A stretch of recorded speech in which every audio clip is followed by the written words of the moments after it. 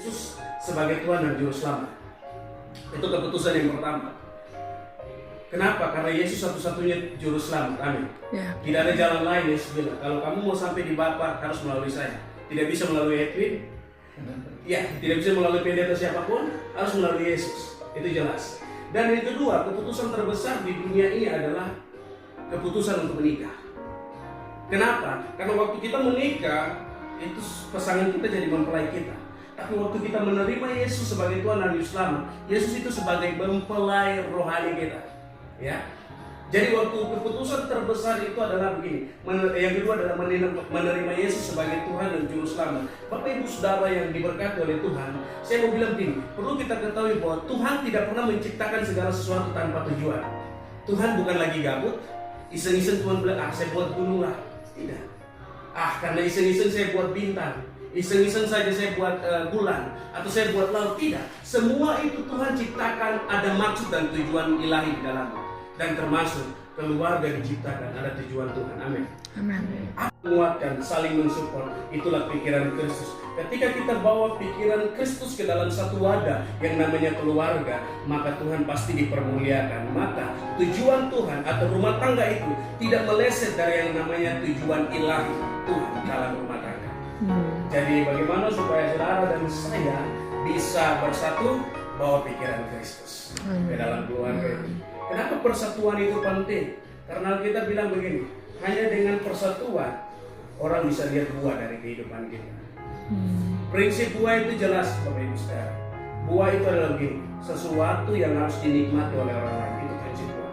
Pohon mangga berbuah, waktu dia berbuah, buahnya sudah masak, dia tidak bilang, Anda tidak boleh makan buah ini.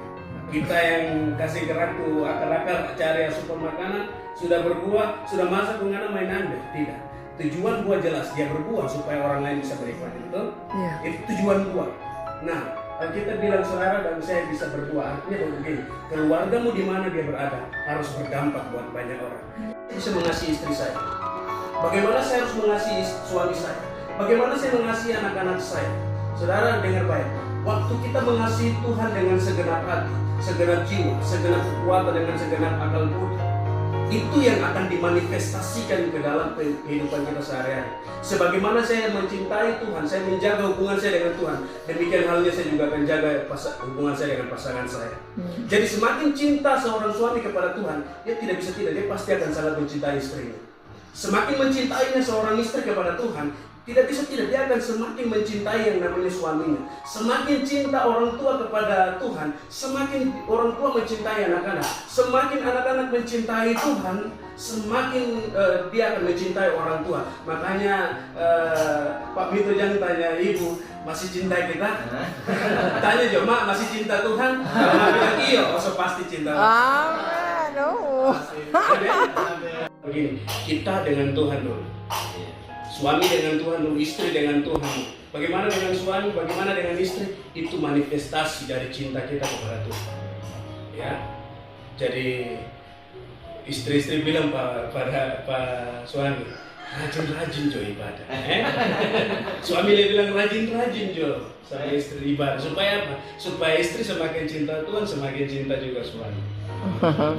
Ketika itu terjaga, saya percaya yang namanya kesatuan itu akan terwujud.